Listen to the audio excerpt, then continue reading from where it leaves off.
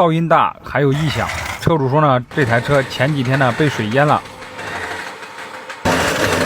现在这个轮子空转呢，很明显这个噪音和异响都很大。我们看一下另一边这个轮子的声音，感觉比另一边声音更大。这是哪里的问题呢？先把电机给它拆掉，看一下电机有没有问题。电机空载运转，声音正常。用手转动这个轮子，能听到里边有异响。先把这个轮子拆掉，看一下。从这个声音上来判断，感觉应该是差速包或者是里边齿轮的噪音。这个轮子拆掉，我们把半轴给它拆出来，看一下这个轴承和半轴有没有问题。听车主说呢，当时这个水已经没过这个轮子了，水特别深。看了一下这个半轴是没有问题的，这个轴承呢感觉是有点间隙的。打开这个轴承，里边已经进水生锈了，但是主要声音应该不是这个轴承。接着我们开始拆另一边。正常情况下用锤子砸两下，轮子应该就掉了。不过这边呢砸两下没掉，把这个螺丝给它砸坏了，这个半轴差点给它搞废掉。所以拆这个轮子有点大意了。正常情况下应该把螺帽给它拧上去，再用锤子砸，一般会好一点。或者用专用工具拆这个轮子就没问题了。用这个角磨机把这个半轴前面砸坏的丝打磨了一下，终于是可以把这个轮子拆掉了。还好这个半轴是保住了。现在把这个半轴拆出来，我们看一下这个半轴里边和轴承有没有问题。好，这个半轴拆出来了，半轴问题不大。我们接着开始拆差速包。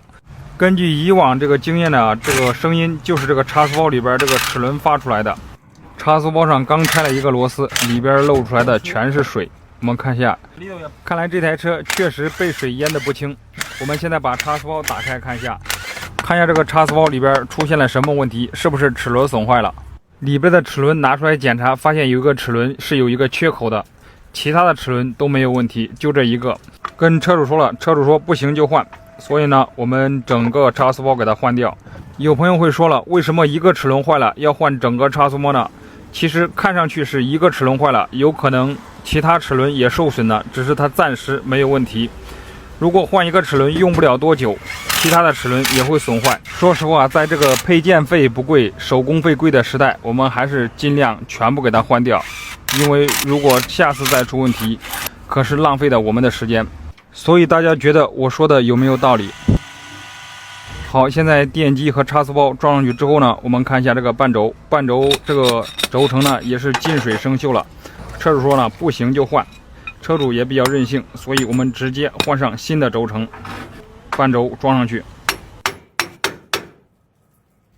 这个卡簧给它卡上，然后轮子我们安装上去。好，这边我们半轴轮子已经安装好了，我们看一下另一边这个轴承也是生锈了，我们也直接给它换成新的。